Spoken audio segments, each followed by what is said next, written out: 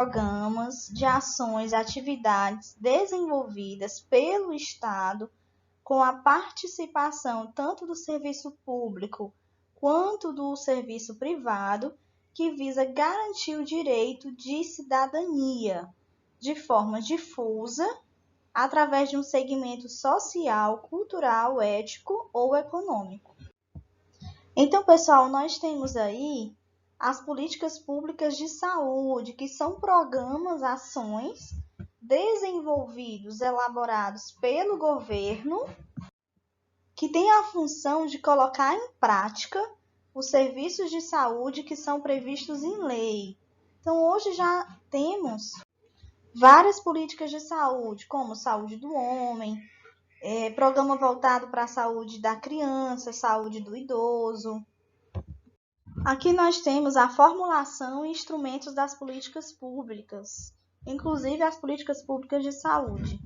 Nós temos os poderes executivo e poder legislativo, e também temos os conselhos também de saúde a nível municipal, estadual e nacional. E os conselhos, eles são extremamente importantes porque eles controlam o dinheiro que envolve saúde, acompanham as verbas que são repassadas a nível federal pelo SUS e eles participam na elaboração de metas para a saúde. Então, o nosso Estado tem como função principal administrar os negócios públicos, elaborar, editar, aplicar as leis, ou seja, gerenciar a sociedade pelo bem-estar público, garantir boas escolas, moradia, saneamento básico, segurança. Aqui nós temos nessa figura o cuidado que os índios tinham com a saúde deles e da sua comunidade antes da chegada dos portugueses. Nessa época, não existia médicos. Então, quem eram os médicos eram os índios, chamado de pajé. O pajé é uma figura de extrema importância dentro das tribos indígenas, pois porque o pajé ele era o indígena mais experiente e ele tinha como função passar essa cultura adiante entre geração e geração. Ele tinha uma função também de curandeiro, porque ele conhecia os diversos rituais, o poder de cura pelas ervas e pelas plantas. Era como se os indígenas acreditassem que o pajé ele possuísse uma capacidade de entrar em contato direto com os deuses. Então, os indígenas eles acreditavam que o pajé tinha poder, tinha capacidade de fazer chover, de curar uma doença, de promover essa cura através de ervas, de plantas, de alguns rituais. A medicina indígena era como se fosse um milagre, uma magia, para curar diversas enfermidades dos índios na época. Como nessa época não existia o papel do médico, existiam os boticários e as boticas. Os boticários eram pessoas que viajavam receitando poções, remédios, fórmulas curativas para curar os doentes. O boticário surgiu no período colonial. O primeiro boticário aqui no Brasil foi chamado de Diogo de Castro. Ele foi trazido de Portugal pelo governador-geral. Os primeiros países a implementarem as boticas foi a Espanha e a França. Nesse período, a farmácia e a área médica eles eram uma só área. Então, pessoal, os boticários eram os antigos farmacêuticos, Então, a gente hoje chama já de farmacêuticos.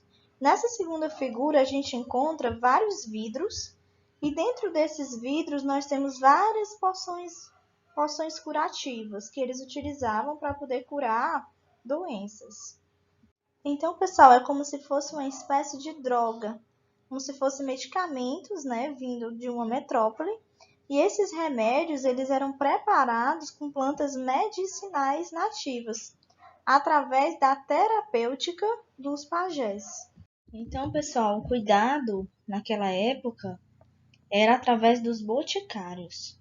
Os medicamentos chegavam através dos navios portugueses e também os jesuítas acabaram assumindo a função aí de boticários e enfermeiros.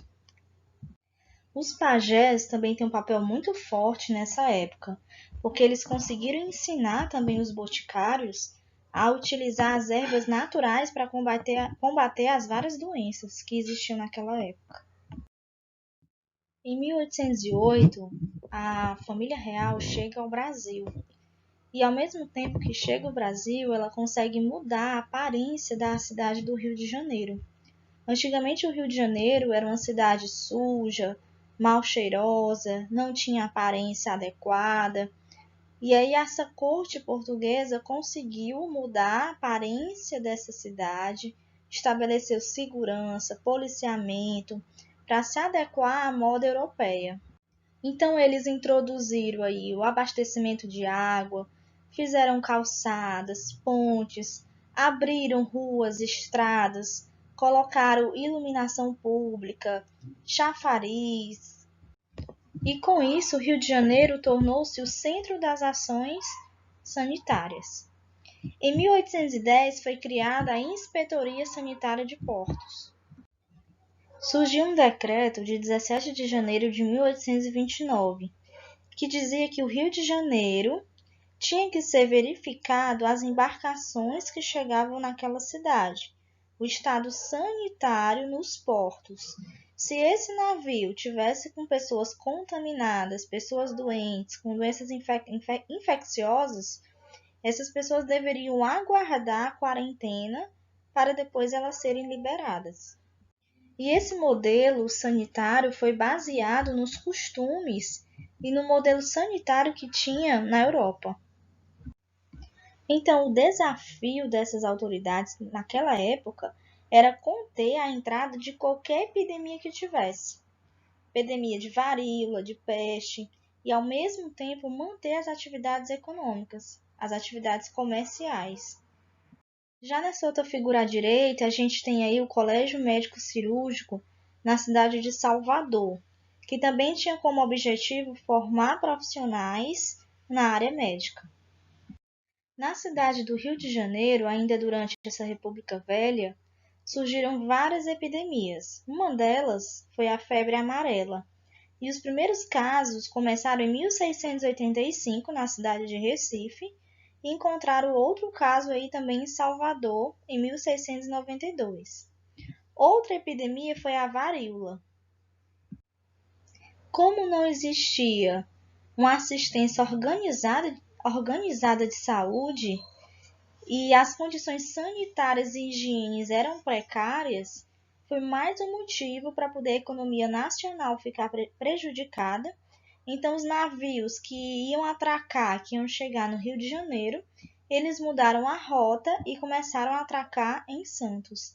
E com isso, pessoal, houve uma perda na exportação de produtos brasileiros, afetando aí a economia brasileira. Aqui nós temos uma figura que foi muito importante na história das políticas públicas de saúde, que foi o Oswaldo Cruz. Oswaldo Cruz se formou em medicina no Rio de Janeiro e se especializou em bacteriologia. Ele foi nomeado por Rodrigo Alves, que era o atual presidente da República na época, né? E ele foi nomeado como diretor do Departamento Nacional de Saúde Pública. Então, o DNSP, Departamento Nacional de Saúde Pública, surgiu com o objetivo de acabar com a epidemia de febre amarela que estava assolando a cidade do Rio de Janeiro e implementar medidas sanitárias para evitar a epidemia, como derrubada de cortiço, organização do espaço urbano, limpeza, higienização da cidade, das ruas e a vigilância das medidas adotadas. Oswaldo Cruz tinha um conhecimento muito grande porque ele teve uma experiência em Cuba. E devido a essa experiência, ele trouxe para a cidade do Rio de Janeiro para tentar acabar com a febre amarela. Ele trouxe medidas sanitárias, medidas preventivas para que essa epidemia não assolasse com tanta intensidade a cidade do Rio de Janeiro. Até porque, na época, o presidente Rodrigo Alves ele perdeu um dos filhos por causa dessa doença. Nessa figura à esquerda, a gente consegue visualizar as residências. Oswaldo Cruz teve a ideia de aplicar veneno nesses lugares para acabar, para controlar, para evitar a transmissão do mosquito, o mosquito que vai transmitir a febre amarela. No inverno de 1904, uma violenta epidemia surgiu, que foi a varíola, e ela assolou a cidade do Rio de Janeiro. Naquele ano, morreram cerca de 3.500 pessoas vitimadas de varíola. Então, Oswaldo Cruz, como diretor de saúde pública na época, e buscando combater a varíola, ele implementou uma vacina que seria obrigatória desde o século XIX. Ele propôs que o governo encaminhasse ao Congresso Nacional um projeto de lei ratificando justamente essa obrigatoriedade da vacinação em todo o país. No inverno de 1904, uma violenta epidemia de varíola chegou na cidade do Rio de Janeiro. Cerca de 3.500 pessoas morreram vitimadas dessa doença. E Oswaldo Cruz, como era diretor de saúde pública, buscou uma campanha contra a varíola. Como ele conhecia o modo de prevenir a doença, prevenir o mal, devido às várias experiências que ele teve em outros países, ele trouxe a vacinação para as pessoas que moravam na cidade do Rio de Janeiro, porém essa vacinação era obrigatória. Então ele encaminhou um projeto de lei para o Congresso Nacional, ratificando a obrigatoriedade da vacinação em todo o país. E a proposta concedia também amplos poderes às autoridades sanitárias, como, por exemplo, a aplicação de multa àquelas pessoas que se recusassem a tomar a vacina, exigência também de atestado de vacinação, para que as pessoas conseguissem matricular os seus filhos nas escolas, para qualquer pessoa que fosse ingressar no serviço público, para realizar casamentos e viagens. Então, todas essas medidas era importante, era de forma obrigatória a vacinação contra a varíola. Porém, as pessoas acreditavam que essa obrigatoriedade era uma violação da liberdade individual e muitos chegavam até a acreditar que a própria vacina ajudava a propagar a doença.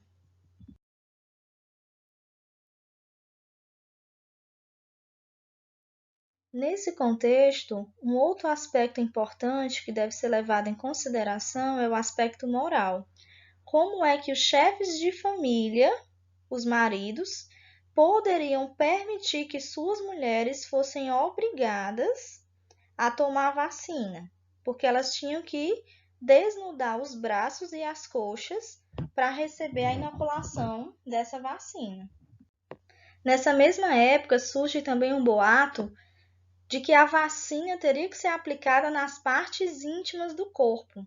Então, as mulheres pensaram que tinham que ficar nuas para receber a vacina.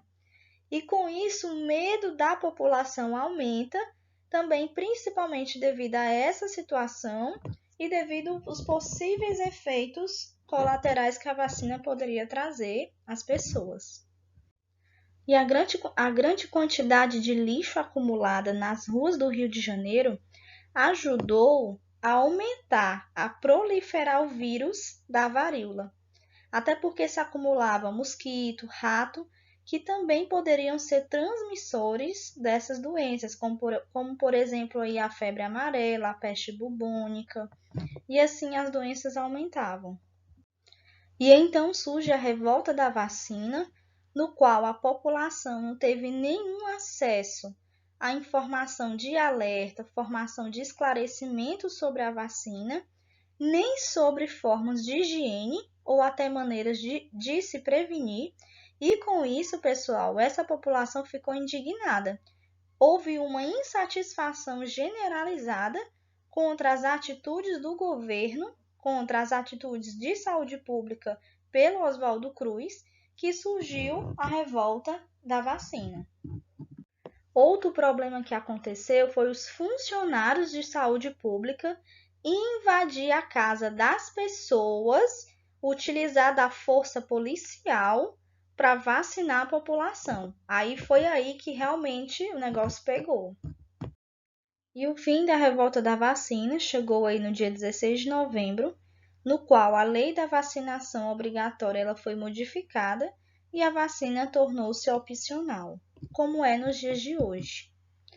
Os resultados positivos aconteceram, como eliminação das principais epidemias, o Brasil ele se tornou modelo de atenção à saúde pública, surgiram em 1892 laboratórios voltados no intuito aí de melhorar as condições sanitárias das cidades urbanas, ou seja, laboratórios bacteriológicos. Ainda na história das políticas públicas, nós temos uma grande figura que foi o Dr. Carlos Chagas. Carlos Chagas foi um médico sanitarista, pesquisador brasileiro, que ele se dedicou ao estudo das doenças tropicais. Descobriu o protozoário causador da doença de Chagas, que a gente chama de Trypanosoma cruzi. No ano de 1905, Carlos Chagas chefiou uma campanha profilática contra a malária, que é uma doença infecciosa causada pela presença no sangue de protozoários do gênero Plasmodium, que é transmitido pela picada de mosquito infectada. Então, a sua missão era controlar a doença, que se propagava principalmente aí no interior do estado de São Paulo, e atacava a maioria dos trabalhadores daquela região. Então, ele colocou em prática as ações preventivas naquele local. Pessoal, Carlos Chagas, ele agiu de uma forma diferente das ações de Oswaldo Cruz. Oswaldo Cruz teve um papel super importante, como eu havia falado, de medidas preventivas, né, e melhoria da questão de higiene da cidade do Rio de Janeiro e de outras cidades. Porém, Carlos Chagas, ele propagou a educação e saúde, ele orientava as pessoas, ele expandiu mais ainda as atividades de saneamento básico e ele implementou medidas profiláticas também contra a febre amarela. A Lei Eloy Chaves foi extremamente importante aí para a história também das políticas públicas. Ela foi criada em 1923 e foi a partir dela que surge a Previdência Social. Essa lei surgiu devido a uma conquista dos trabalhadores que fizeram greve na época. Surge aí também a Caixa de Aposentadorias e Pensões, que é a CAPES. A CAPES era como se fosse um sistema de previdência social que as empresas ofereciam aos seus trabalhadores uma assistência à saúde, uma pensão e até aposentadoria.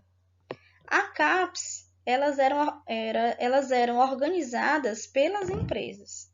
Cada empresa tinha o próprio sistema de previdência social e assistência médica, portanto, não sofriam interferência externa, tampouco de outras empresas.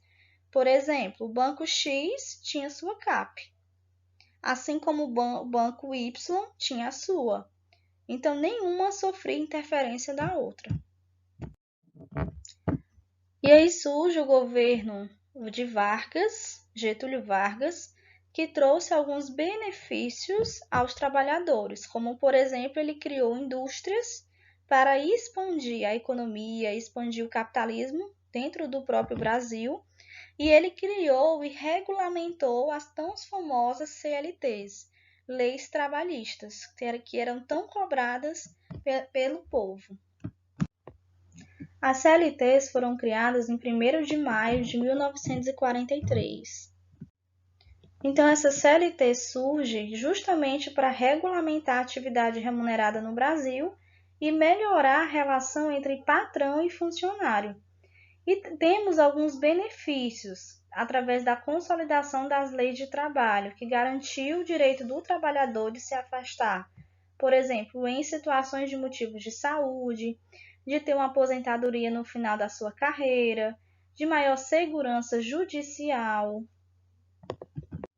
Então, essa data a gente deve sempre lembrar como uma importante conquista para que esse trabalhador, até os dias de hoje, ele tenha segurança ao sair de casa e desempenhar sua atividade remunerada. Em 1930, cria-se o Ministério da Educação e Saúde Pública. Esses dois ministérios, eles eram juntos. Nesse slide, nos mostra a CAPES, que é a Caixa de Aposentadoria e Pensão, que ela se transforma na década de 1930 e durante o Estado Novo, se transforma em IAPs, Instituto de Aposentadoria e Pensão.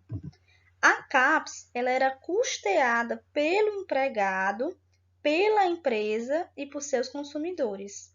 O financiamento dela era bipartite.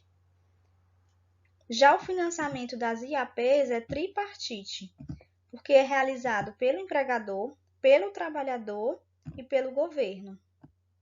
Então, as IAPs elas eram organizadas de acordo com a profissão de cada trabalhador.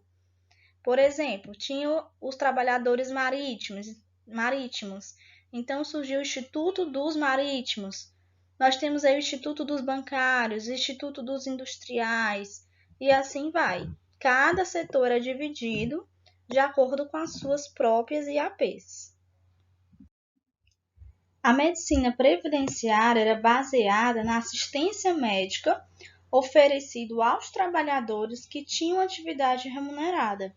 E ela se estendia também aos dependentes desse trabalhador. E aí, como a gente falou, nós temos a CAPES, o IAPS, o INPS e o INAMPS. Alguns trabalhadores tinham esse acesso, essa medicina previdenciária, porque ela era financiada pelos próprios empregados que pagavam uma quantia para ter essa assistência médica e era também financiado pelo empregador. Já o INAMPS, ele era classificado de acordo com a categoria profissional. Ele era financiado pelo empregador, pelo governo e pelo empregado, que pagava uma quantia também remunerada para poder ter acesso à assistência médica. Nós temos aí o INPS e o INAMPS. Quando essas IAPs, que eram formadas pelas categorias profissionais, elas se unificaram, elas conseguiram reunir todos os trabalhadores, que era financiada pelo empregado, pelo empregador e pelo governo. E aí ela se transforma em INPS e INAMPS. Aqui nós temos o decreto, como a gente já havia conversado, né? O decreto de número 5.452, de 1º de maio de 1943, que ele cria justamente as consolidações das leis trabalhistas, que é a CLT, que até hoje ela está em vigor. Então, ela traz benefícios como indenização, acidentes, tratamento médico, que são pessoas que têm carteira assinada, somente essas têm acesso aí aos benefícios das CLTs. Em 1949, nós temos o SANDU, foi criado um serviço de assistência médica domiciliar e de urgência. Hoje nós temos o SAMU, que foi uma aprimoração aí de 1949. Em 1953 foi criado o Ministério da Saúde. E esse ministério ficou responsável pela gestão e assistência à saúde. As conferências nacionais de saúde, elas foram constituídas dentro dos diversos contextos políticos e sociais, tendo o Estado e os movimentos sociais como instrumento central para a construção das políticas de saúde do nosso país. O primeiro passo veio da promulgação da Constituição de 1891, que diz que é dever do Estado a responsabilidade pelas ações de saúde, educação, políticas sociais e saneamento básico. Nós tivemos a primeira Conferência Nacional de Saúde em 1941, a segunda em 1950, a terceira em 1963. Essas três primeiras conferências nacionais de saúde, elas privilegiaram os debates sobre organização sanitária, municipalização e descentralização dos serviços de saúde. Já em 1948, tem-se o primeiro Conselho de Saúde. Esses conselhos fazem parte aí do sistema da estrutura organizacional do Ministério da Saúde. E ele tem como missão fiscalizar, acompanhar, monitorar as políticas públicas de saúde nas diversas áreas. Com isso, torna-se um marco inicial da saúde pública moderna e, finalmente, a saúde do povo é reconhecida como importante função administrativa do governo. A 8ª Conferência Nacional de Saúde foi realizada nos dias 17 a 21 de março de 1986 e foi um dos momentos mais importantes para a criação, para a definição do SUS, que significa Sistema Único de Saúde, trazendo como tema saúde como dever do Estado e direito do cidadão. Houve a participação popular pela primeira vez e seu relatório final apontou a importante conclusão de que as mudanças precisavam acontecer para melhorar o sistema de saúde brasileiro, através de uma reforma financeira e administrativa, revisando os conceitos da legislação. A 8ª Conferência Nacional de Saúde teve como princípios ampliar o conceito de saúde, reconhecer a saúde como direito de cidadania e dever do Estado e defender um sistema que fosse único, que tivesse um acesso universal, todas as pessoas tivessem acesso a esse sistema de saúde, que ele fosse igualitário e descentralizado. Então, pessoal, a gente não pode deixar de falar de saúde pública, de políticas públicas de saúde, sem reafirmar a importância da 8ª Conferência Nacional de Saúde. Voltando aqui para a medicina previdenciária, em 1975 cria-se o Sistema Nacional de Saúde, no qual as pessoas tinham acesso a esse serviço, a essa assistência, em todo o território nacional, em todo o Brasil. Surge também um programa voltado para as ações de saúde e saneamento básico, que foi o PIAS, que implantou vários postos de atendimento naqueles municípios pequenos.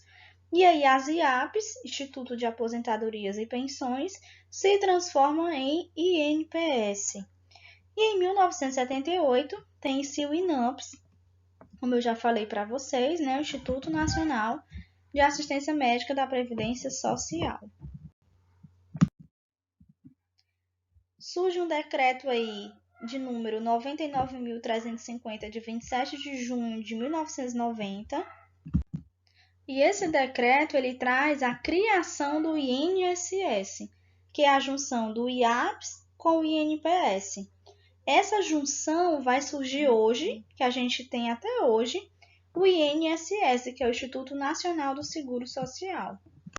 O INSS ele faz parte aí do Ministério da Previdência Social, está ligado diretamente ao governo e é responsável pelos pagamentos das aposentadorias e demais benefícios aos trabalhadores brasileiros que contribuem com a Previdência Social.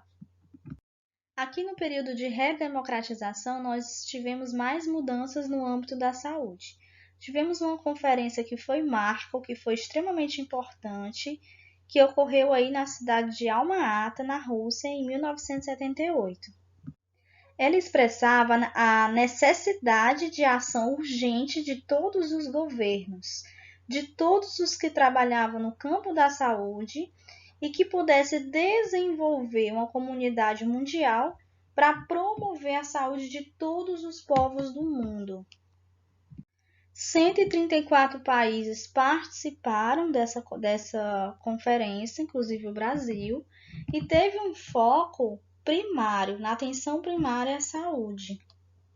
Pois a gente acredita que o primeiro nível de contato dos indivíduos, da família e da comunidade com serviços de saúde é através da atenção básica, da atenção primária. onde a gente consegue identificar as necessidades básicas do povo. E aí, pessoal, nós temos também um outro marco super importante. Vocês não podem deixar de ficar sabendo a importância da reforma sanitária, que foi o marco aí principal das políticas públicas de saúde. Foi um movimento que aconteceu dentro do contexto contra a ditadura no início da década de 1970. Então, os trabalhadores eles estavam insatisfeitos com o sistema público atual. Então, o que foi que eles fizeram? Eles se reuniram para promover as mudanças, as transformações necessárias, apresentando as ideias de mudanças na área da saúde. Essas mudanças não abarcavam apenas o sistema, mas todo o setor de saúde, visando sempre a melhoria das condições de vida da população. Então, esse movimento da reforma sanitária tinha como grande objetivo a luta pela garantia do direito universal à saúde e a construção de um sistema único estatal de serviços. Nós temos aqui também duas leis super importantes, que foi a Lei 8.080/90, que é a Lei Orgânica da Saúde. Ela vai informar, vai dispor as condições para a promoção, proteção e recuperação da saúde. Isso aqui também a gente percebe a participação do SUS, dos princípios do SUS e a organização e funcionamento desse sistema único de saúde. Essa lei, pessoal, ela é tão importante que ela vive caindo em concurso público. Nós temos uma lei também de 8.142/90, que é chamada de Lei Complementar da Saúde. Ela vai dispor sobre a participação da comunidade na gestão do SUS, nessa implementação dessas ações e essa transferência intergovernamental de recursos financeiros na área da saúde. E com isso a gente finaliza a nossa aula, ok? Trazemos aí esse resgate histórico da saúde pública e aí eu fico disponível para retirar as dúvidas de vocês. Tá ok, gente? Um abraço.